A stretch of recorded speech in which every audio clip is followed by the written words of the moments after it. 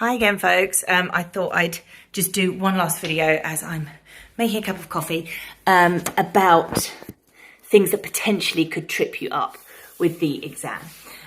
So we have these things called curveballs, which is where a question comes up where you're like, I really wasn't expecting that. Mrs. Hayward did not go through that with me. You always just have to remember with Section A that everything that you have been taught couldn't be in that exam. So it might be that you just have to think a little bit more clearly about what the question is asking of you. So it could be to do with stage directions. It could be to do with the way a particular scene is written. So the fact that obviously the killing of the baby doesn't come at the end of the play or even at the end of Act 1. It happens and then there's another scene after that and then it's the end of Act 1. What impact does that have? So the fact that that's not even apparently a big deal. Various bits and bobs like that. Always though, remember that you're trying to unlock the text to communicate meaning. So whatever it is that they're asking you to do, it might be to use costume, it might be to use rehearsal techniques. You have to make close reference to the text. So that's using quotes, that's being really precise, that's making sure you understand the story, understand the characters, and that you are applying lighting, set design, sound, directing, acting, whatever it is, to that particular scene. So we'll give you the extract. It won't be a full scene. It'll just probably be about 3 pages, maybe 4. And you're going to say in detail how costume can be used to communicate meaning. So not only are you designing it or acting it, you're saying how that can be used to communicate meaning. So what do you want your audience to know about the play or about the character based on your acting or directing or design choices?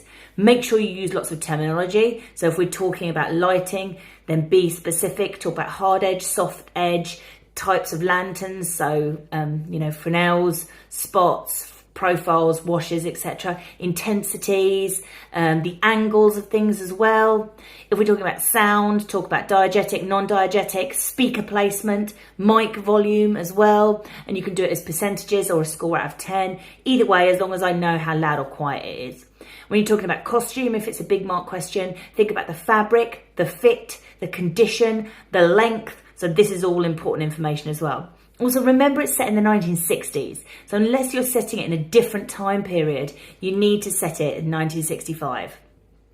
And then we've also got acting. Make sure you place the actors. I tell you this all the time. So if you have told me it's on a proscenium arch stage and you say Len enters, well, where does he enter from? Does he enter from a trapdoor? You haven't told me. So is he entering from stage left, stage right, and he's going to the couch? Where is the couch? Is it centre stage? Is it on the ceiling? You have to tell me. Otherwise, remember, I'm really stupid and I'm not going to know where the couch is unless you tell me where it is.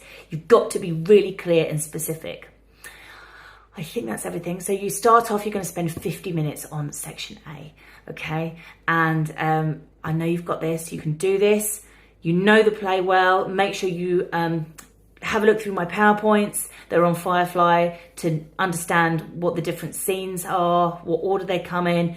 Make sure you've checked what the key moments of each extract are, so each scene, what bits you're going to write about. Feel free to keep sending me essays right up until the day, and that's absolutely fine. Good luck.